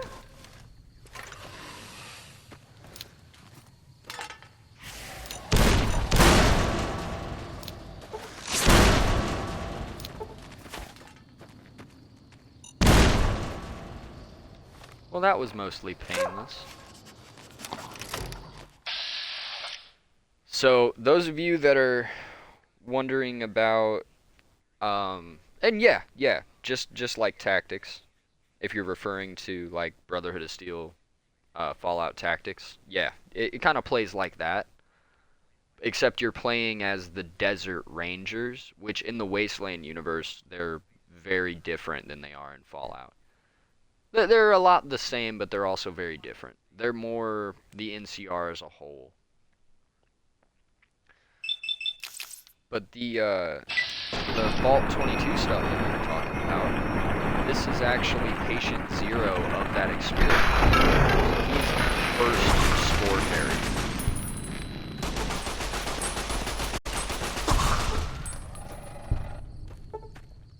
Not anymore, though. We just put him out of his misery. Alright, let's get what we came here for, and let's get out of here.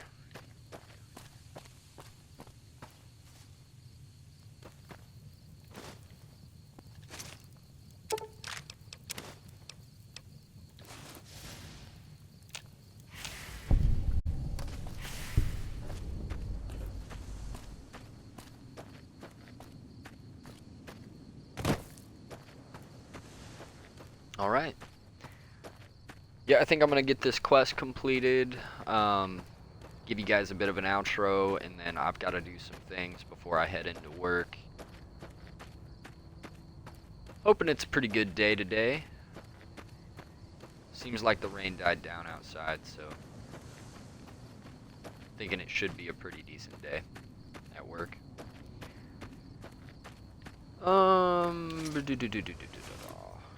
Duffel bag with a plunger and an empty duffel bag. My favorite. I was kind of hoping I could be hidden from enemies at this point, so I can just fast travel. This DLC is kind of hard to fast travel in. There's an abundance of enemies in Old World Blues, and they're just everywhere.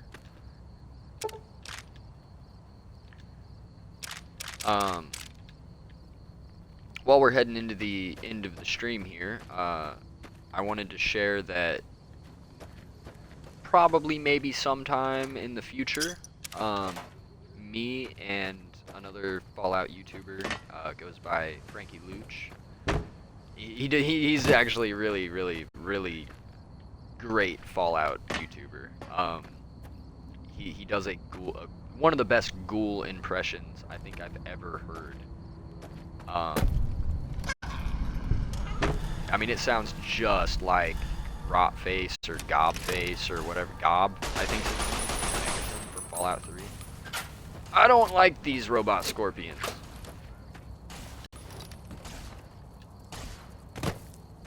Gosh, they're everywhere. Just keep swimming, just keep swimming, just keep swimming, just keep swimming.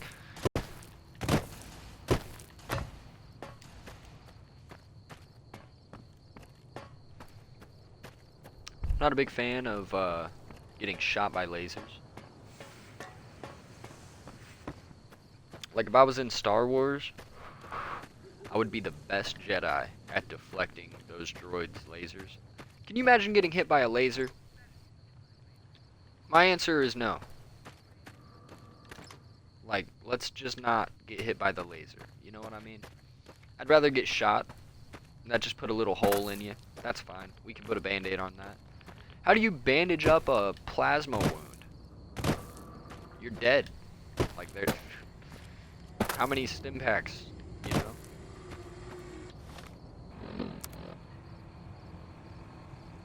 Oh, it wants us to go other places.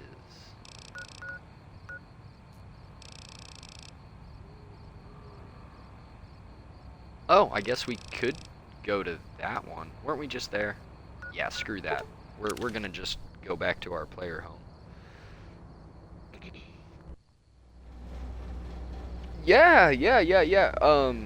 Whenever I was in school still, in our shop class, we learned how to use CNC machines. And basically a CNC machine, or at least ours, was a plasma cutting robot. Like, you would just give it the blueprint and then it would cut out what the blueprint was. Old auto doc's back but online. that stuff, man, Well, yeah, it's all right. hot. Come here. I've Let's done have a look plasma at you. cutting as well. You are, without a doubt, I don't think there would the be a healthiest son wound of bitch left I've to ever seen bandage. wandering the You big would empty. probably Ain't got no like use for an Walking old Dead the digital arm off. sawbones like me.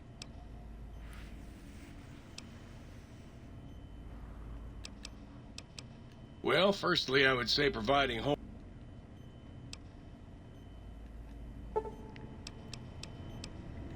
Oh, yeah, we can get a haircut now. Oh, no, we can't. We can only do the cosmetic change. But yeah, no, I'm as far as Fallout goes, I'm much more on the side of ballistic weapons. I think that they feel better for the universe. I do kind of like the energy weapons side of Fallout, though, where it almost dives into that Star Wars-esque vibe sometimes. Oh, hey, we didn't show off our spine. And then I guess that's where our brain was. And then this is our heart. It's got a faint green glow to it, which is the first sign that the courier is not a regular human. I don't know if the courier is a synth or what, but he's definitely not just an outright human. Did I ever try Tale of Two Wastelands? What is that exactly? I feel like I've heard of it, but straight away it doesn't ring a bell. Dig that sweet music. Damn, it's good to be back online. Dig, I'm an acoustical wizard, kid. Old Doc Mo used me to prototype his sonic weapon designs. Get me a good sample base to work from. Oh, yeah, so I have heard of that. Jericho look like a kazoo. I myself have not played Tale of Two Wastelands, but I do like the idea that... Oh yeah, because that's what they do. They make it so the Fallout 3 protagonist is the courier, right? Or am I misremembering?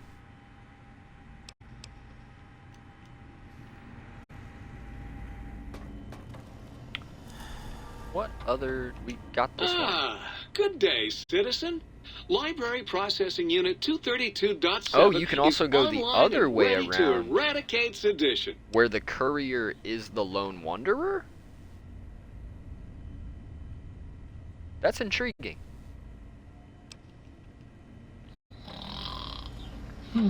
Yeah, I'll have to watch a playthrough or something of it and see what I think. Ooh, oh yeah, baby. I don't remember if it's the biological research station or the jukebox, but let it be known that Ulysses, the voice actor that voices Ulysses, also voices, I think it's the biological research station. You'll see, baby. I'm the original, certified, rarefied, testified. It is. This is the Ulysses voice actor. Biological Research Station. Yes, sir. I'm a seed cloning machine. You got seeds? I'll clone the shit out of them. Yeah. There's a little known fun fact for you guys. Ulysses and his really cool, deep voice, right? And then you have this. It's the miracle of life, baby.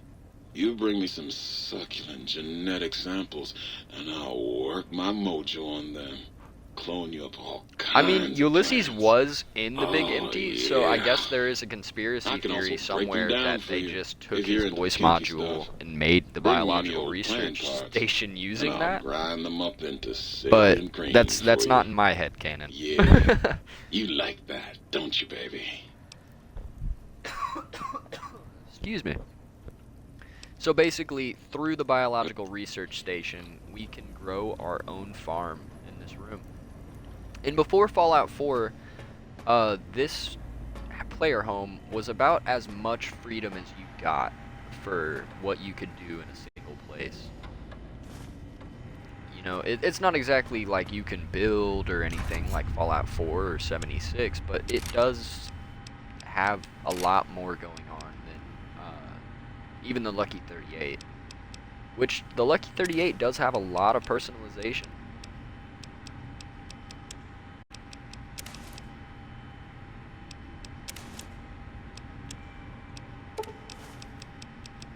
I'm gonna start just saving all the cigarettes that we get here, and whenever we're done in this DLC, I'll turn it in at the Sierra Madre vending machine. We don't have Muggy yet. He'll have to come in the next episode. Who else don't we have? Do we have the light switches? No, we don't have the light switches, Muggy, or the toaster. Which, I mean, that works out. That's some stuff for us to do on the next episode. America Rising 2. No, I haven't. Is that another mod, or is that a game? I haven't really dove into the mod community as far as Fallout goes. I do know there is a lot of really cool mods. I used to watch Alchestbreach a lot, and I still tune into some of his videos now. He's just, when I think of a Fallout YouTuber or a Fallout content creator, Alchestbreach was the OG. He was the first one that really, like, did it and did his own thing with it. And who doesn't want to watch a guy play Fallout with a pet Deathclaw named Mr. Cuddlesworth?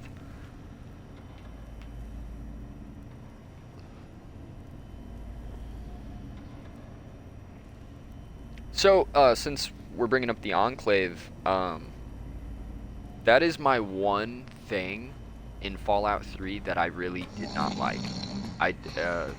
And I'm no longer talking about the scared little kid me, I'm talking about the educated in Fallout me. I don't think that the Enclave should have been brought back for Fallout 3. I think that there should have been a new antagonist of some kind, and I think that's where New Vegas killed it with the Legion. In the first two Fallout games, you're essentially building up the NCR, and then by the time New Vegas rolls around, you know, the only person for the NCR to fight that already existed, because the Enclave's pretty much defeated out west.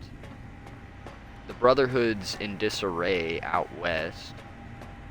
There's nothing for the NCR to fight on a big scale. So the Legion was a really smart faction, I think, where they took a citizen of the NCR who joined the followers, and he creates a entire culture, entire civilization on the opposite end of the spectrum from what the NCR was doing, right? The NCR wants this very Americanized, like pre-war America type culture where they're still using paper money, and you know, it's cool, but it's not what I like. I do like the way the Legion, the way Caesar plans his Legion is that he's conquered the East, he's conquered the tribes. Now what his Legion needs is to take over a more civilized people like the NCR.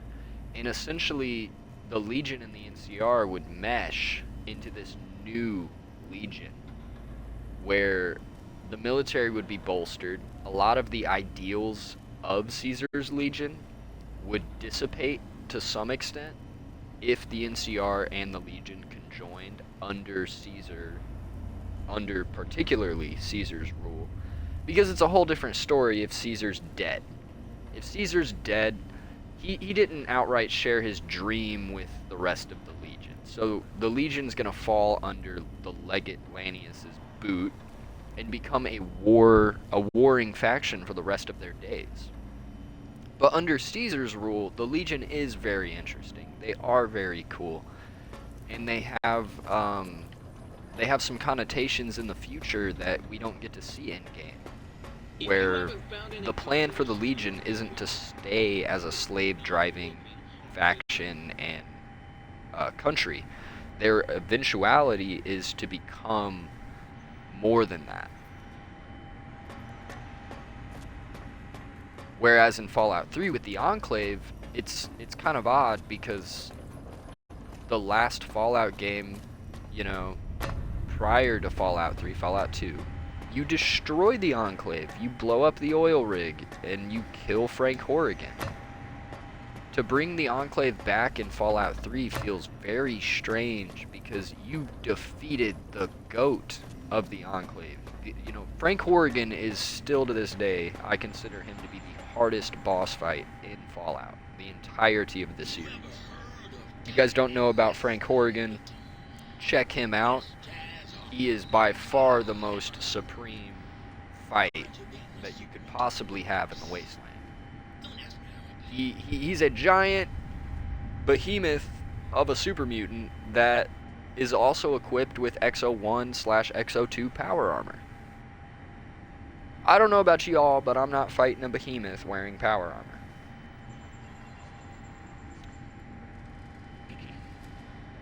Yeah, he's not a leader. When you say that, are you referring to Frank Horrigan, or the Legate, or Caesar?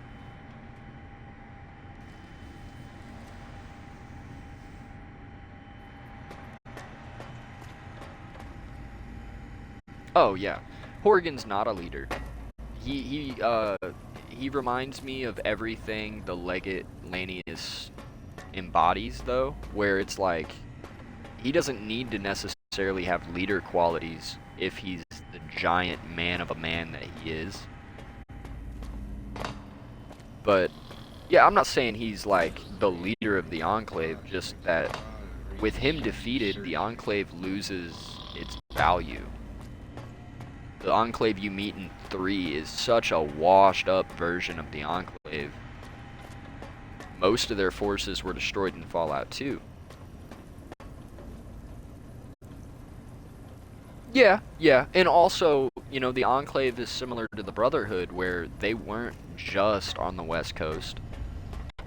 I just think that there could have been a better antagonist, and maybe the Enclave, there should have been more of a choice of siding with the Enclave versus siding with the Brotherhood. And then there could have been a... Honestly, it would have made more sense if, like, the Master's remnants or something, you know, like the Super Mutants had a new Master, or... I don't know, there's a lot of directions they could have gone.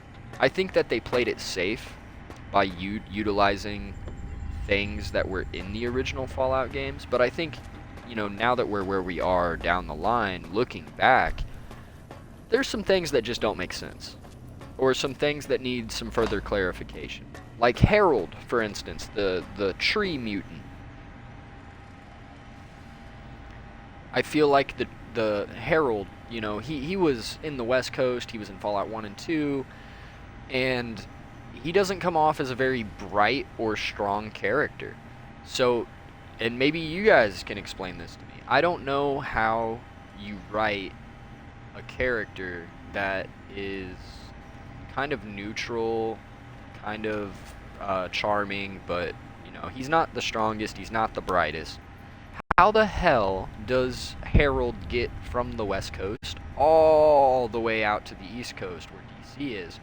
That he literally has to trek across the entirety of wherever he starts from in the West, then the East, or the Midwest, where Caesar's Legion and the Midwestern Brotherhood of Steel are, and then he gets through all of that and still has to go through parts of the Capital Wasteland and the Commonwealth in order to reach his destination, where you find him at Oasis at the time of Fallout 3.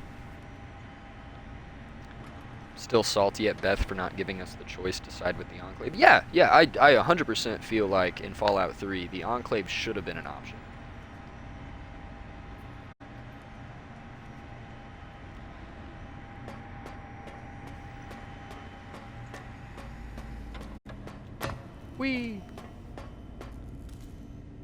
But yeah, no, I love talking Fallout lore, especially with you guys. I like talking about the ins and outs of what could have been done, why they did do that. You know, I think this is the type of thing, like, it's kind of like Star Wars. I relate it to Star Wars a lot because Star Wars is one of those things that there's different levels of understanding for. There's the face value of what Star Wars is.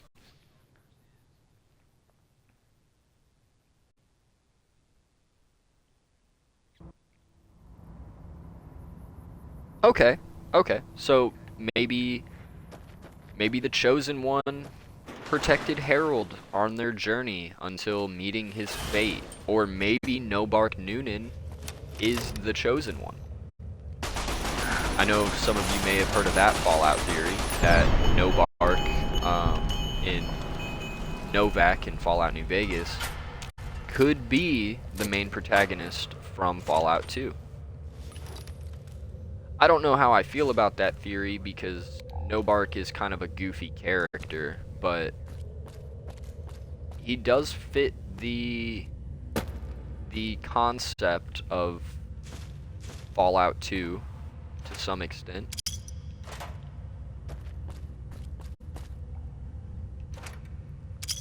Yeah, I love talking about the whys and the whats, and maybe that's why Ulysses is such an interesting character to me as well, because that's his main concern, is the whys, the whats, the hows.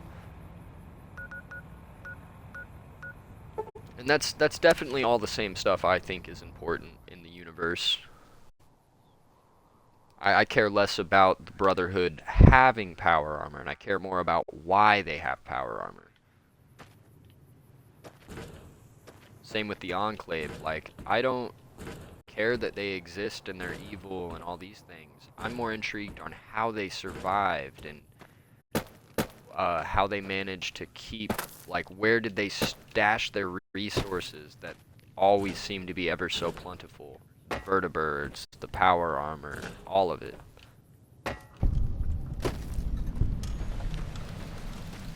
Alright, this seems like a good stopping point here at the X2 satellite array. We'll start up the next stream probably on Monday, and we'll go up into the tower, get up there, and rip out their satellite dish. Or the antenna, at least.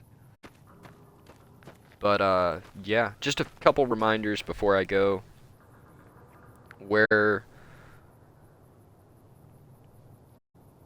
Yeah, okay, let's touch on that real fast, and then I'm gonna move on to my outro. The Brotherhood of Steel, if you look back in Fallout 1 and 2, and even in New Vegas, they come off a lot more like tech wizards. Mysterious, underground, bunker, tech wizards, right? They're not bad people, but they're the kind of people where, like, if the means meets the end, then we're gonna do it. So they were a cult of science-loving, power armor wearing, you know, I don't know a better term. They remind me of wizards. In a world where you're dealing with mostly zombies, ghouls, fucking death claws, and all that sort of stuff, finding the Brotherhood was an amazing thing in the original Fallouts. And even, honestly, I don't mind the Fallout, or the Brotherhood in Fallout 3. I think that that's the beginning of the end for the Brotherhood, and the Fallout TV show is probably my least favorite depiction of the Brotherhood, unless they're gonna come out and show us, like, hey, this isn't actually the Brotherhood, it's a defect of the Brotherhood that is just running like the Brotherhood. In other words, they could come into play and say that the Brotherhood we see in the TV show is actually like the Midwestern chapter that came, or, you know, because Maxon's nowhere to be found. See how I abstract my rage, think tank? I hold you in such disdain, I generalize my hatred for you! Yes, I completely agree with that sentiment there. How is the Brotherhood accomplishing all these feats where previously, you know, the numbers wasn't all. Like, the power armor wasn't all they were about. And the current Brotherhood has both numbers and the armor and the resources to just... Dude, the Brotherhood could roll over any faction in the Wasteland. If you're looking at Fallout 4's Brotherhood and the TV show's Brotherhood. They are OP as fuck. But, yeah, I hope they do some reconciling when it comes to the Brotherhood. I don't like the concept that one faction should rule above all the others in Fallout. I think that they all need to exist. They need to have conflicts, and they need to have peace as well, at varying points. I hope that the Legion and the NCR both survive the events of Fallout New Vegas. And I'm hoping Fallout Season 2, we get to see that both sides survived. additionally, I hope the Brotherhood is still alive. Like, I don't want to kill off any faction, but let's keep the Fallout factions interesting and useful to the lore, you know? I think that's where 76 really hurts my lore brain, is there's so many factions that you learn about in 76 that have no implications in the wider lore. No one cares about the responders. No one cares about the fire breathers. No one cares about those. Like, they're lame. Even the crater raiders in Fallout 76, they're just crater raiders. They're just raiders. They have no, they're not the jackals or the fiends or the dead horses or the Blackfoot. There's nothing unifying them to be a separate faction. In Fallout 4, there are a bunch of raider factions, but at the same time, they're all NPC named Raider. That's one thing in New Vegas that I really, really, really love is you meet a fiend and it's not a raider. You meet a Great Khan, it's not a raider. You meet, there's like one NPC in this game. I think it's a dead body that says Raider. But I think that's about all I have time to talk about for this stream. I want to just throw out and reiterate, like, we're almost at 50 subs on the YouTube channel, and we got to give away as soon as we hit 50. So if you're not subscribed to the YouTube channel, links are on my channel. Check it out. As soon as we hit 50, I'll be getting with the Crimson Artist to make sure this giveaway goes forward. And then at 100 subs, if and when we hit that mark, there's going to be a painting giveaway. So I hope you guys are excited about that. I know I am. I am stoked about you guys getting your hands on some Crimson Artist artwork. But yeah, that's all the time I really have today. Thank you guys for tuning in, and I will see you all in the next episode of Fallout New Vegas.